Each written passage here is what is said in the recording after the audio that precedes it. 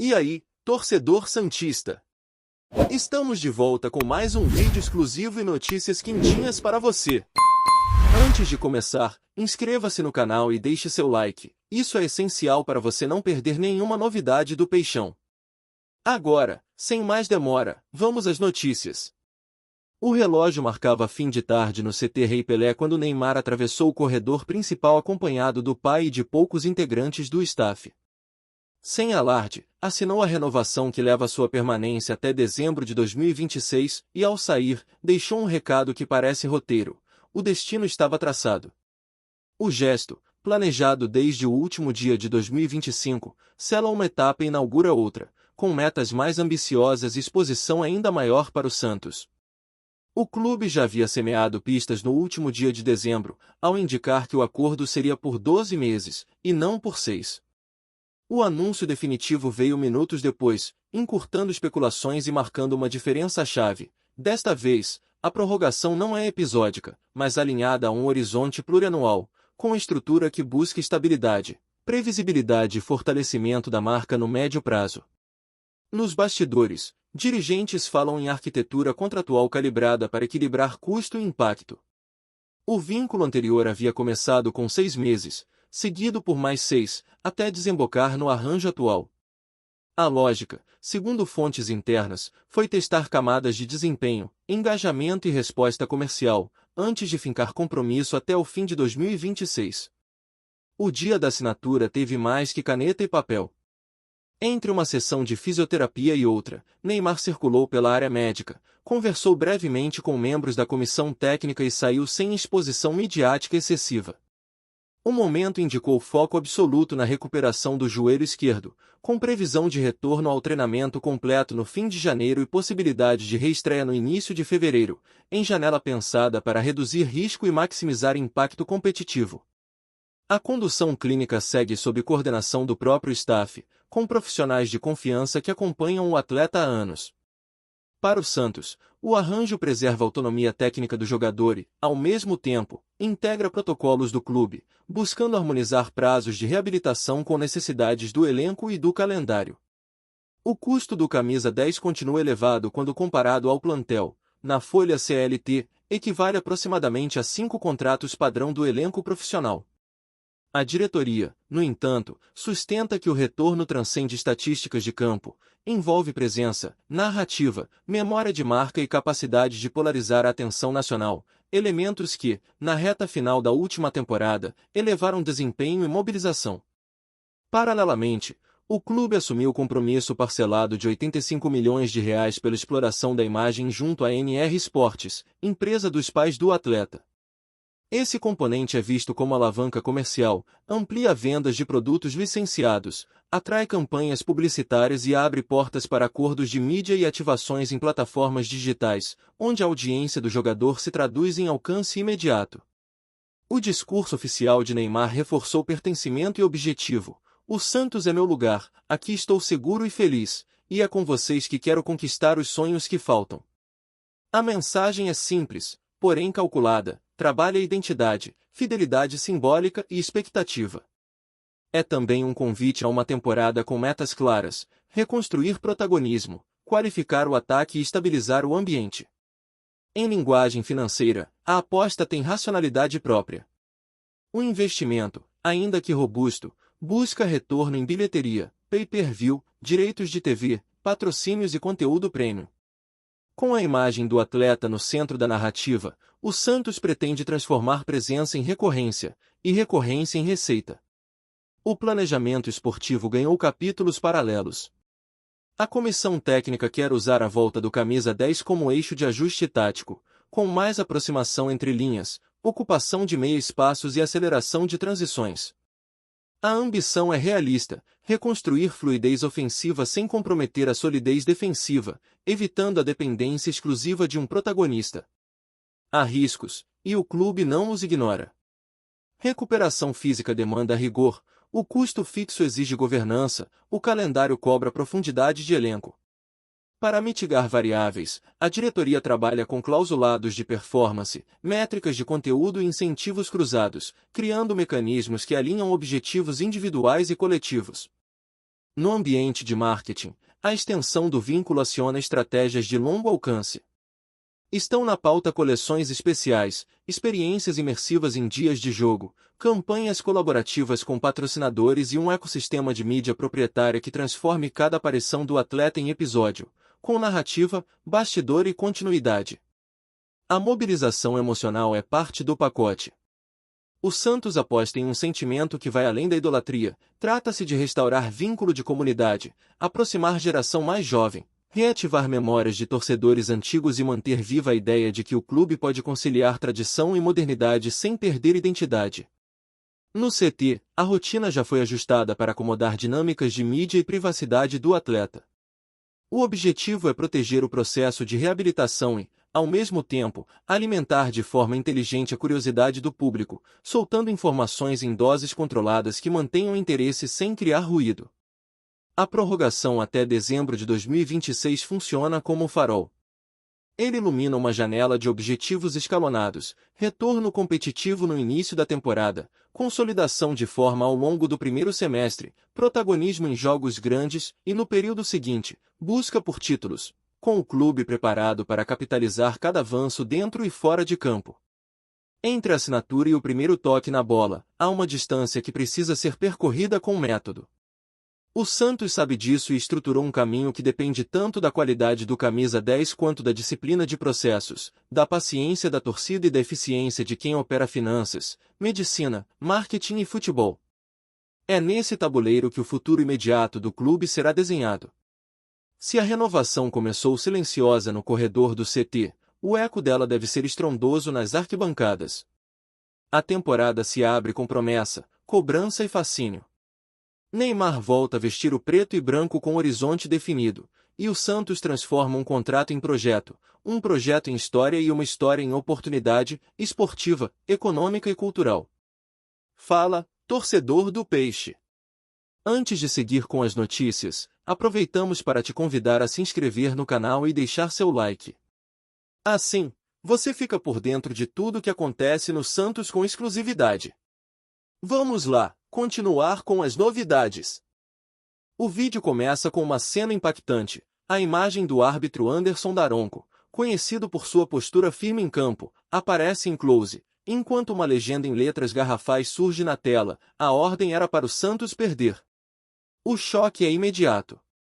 Torcedores, jornalistas e dirigentes ficam boquiabertos diante da declaração que, se confirmada, pode abalar profundamente a credibilidade do futebol brasileiro.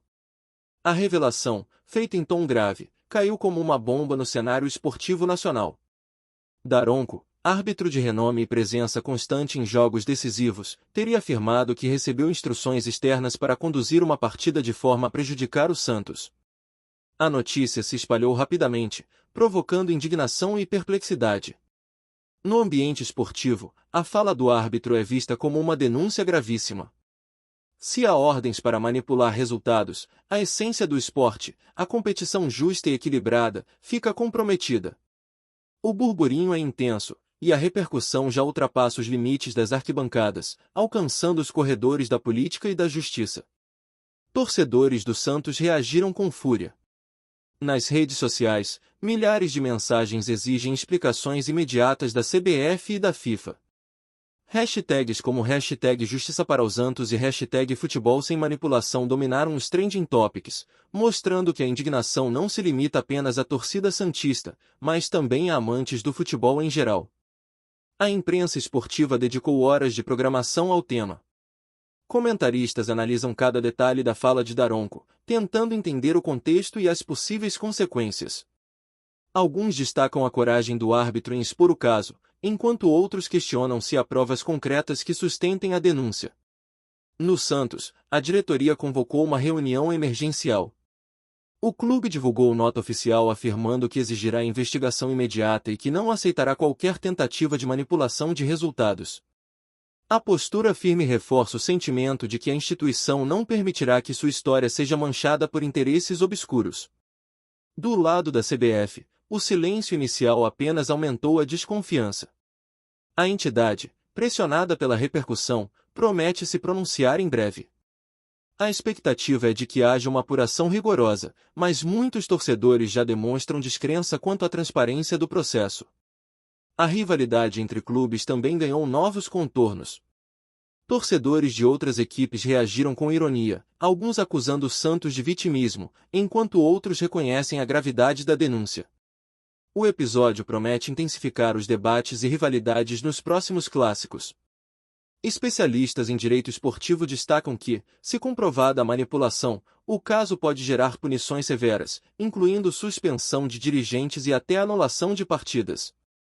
A fala de Daronco, nesse sentido, abre espaço para uma crise institucional sem precedentes. No campo político, parlamentares já se manifestaram. Deputados e senadores pedem que o Congresso acompanhe as investigações, ressaltando que o futebol é patrimônio cultural do Brasil e não pode ser alvo de manipulações. A repercussão política mostra como o episódio extrapola o esporte. Torcedores mais antigos, que acompanharam décadas de história do Santos, se dizem traídos. Muitos afirmam que sempre desconfiaram de favorecimentos em certas partidas, mas que ouvir isso da boca de um árbitro renomado é algo que fere profundamente a paixão pelo futebol. A mídia internacional também repercutiu o caso. Jornais europeus e sul-americanos destacaram a denúncia como uma das mais graves já feitas por um árbitro em atividade. O episódio coloca o futebol brasileiro sob holofotes, mas desta vez por razões negativas. No ambiente acadêmico, professores e pesquisadores de esporte já começaram a discutir o impacto da fala de Daronco. A denúncia é vista como oportunidade para refletir sobre ética, transparência e governança no futebol. O Santos, por sua vez, vive um momento de união. Torcedores, dirigentes e ex-jogadores se mobilizam para defender o clube e exigir justiça. A sensação é de que a instituição precisa lutar não apenas dentro de campo, mas também fora dele. A repercussão também chegou ao mercado esportivo. Patrocinadores avaliam os impactos da denúncia sobre suas marcas, já que associar-se a um esporte acusado de manipulação pode gerar prejuízos de imagem. Enquanto isso, o árbitro Daronco permanece no centro das atenções. Sua fala é analisada em cada detalhe, e muitos se perguntam se ele terá apoio para sustentar a denúncia ou se enfrentará retaliações. Torcedores organizados planejam manifestações em frente à sede da CBF.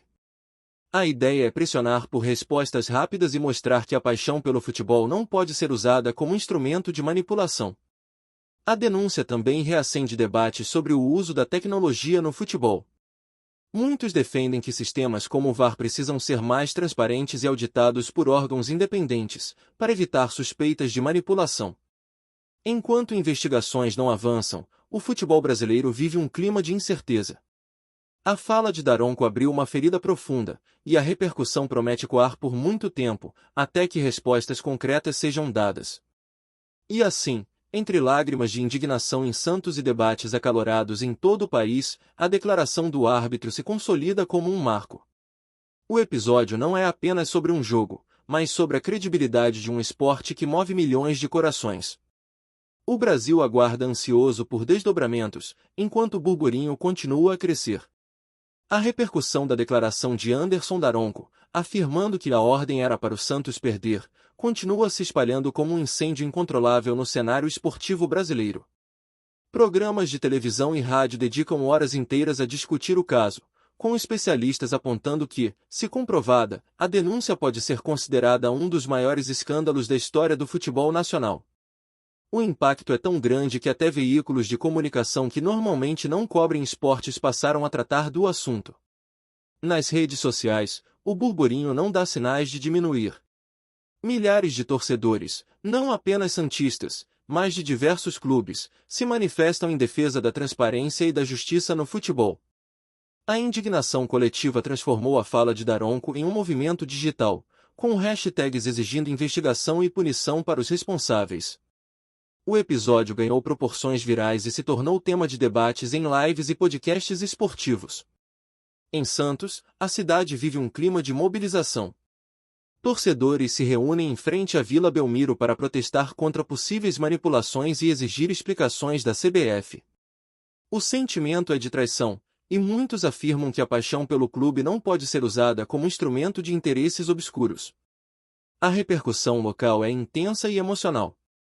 No cenário político, deputados e senadores já se manifestaram publicamente, pedindo que o Congresso acompanhe de perto as investigações.